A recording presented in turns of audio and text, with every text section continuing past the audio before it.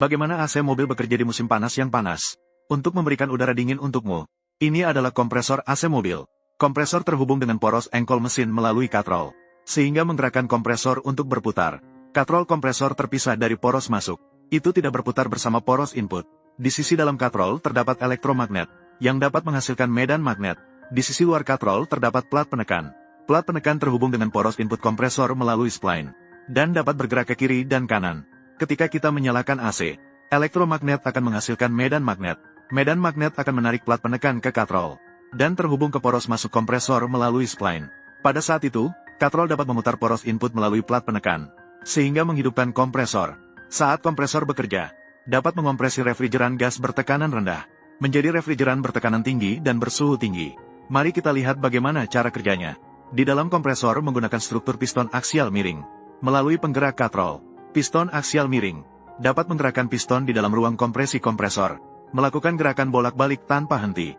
Ketika piston bergerak mundur, cairan pendingin berbahan rendah akan masuk ke ruang kompresi, dan ketika piston bergerak maju, piston akan melakukan kompresi besar terhadap cairan pendingin, sehingga berubah menjadi cairan pendingin bertekanan tinggi dan suhu tinggi dan keluar dari ruang kompresi. Di belakang ruang kompresi terdapat sebuah plat logam fleksibel. Di atasnya terdapat katup masuk satu persatu. Ketika piston bergerak mundur, gaya hisap yang dihasilkan dapat membuka katup masuk di plat logam fleksibel, sehingga dapat menghisap cairan pendingin masuk. Selain itu, di plat logam fleksibel ada satu lingkaran port pembuangan. Setiap port pembuangan ditutup dengan katup buang berwarna kuning. Ketika piston bergerak maju, cairan pendingin akan dikompresi. Karena katup buang cukup tebal, maka hanya ketika cairan pendingin mencapai tekanan tertentu, katup buang yang sesuai akan terbuka, sehingga dapat mengeluarkan cairan pendingin bertekanan tinggi dan suhu tinggi. Kemudian begitulah prosesnya berulang. Setiap ruang kompresi dapat terus-menerus mengompresi cairan pendingin. Cairan pendingin bertekanan tinggi dan suhu tinggi yang dikompresi oleh kompresor, kemudian akan mengalir keluar dari saluran kompresor, lalu masuk ke koil kondensor AC. Di dalam kondensor terdapat banyak sirip merah, sangat baik untuk melepaskan panas refrigeran.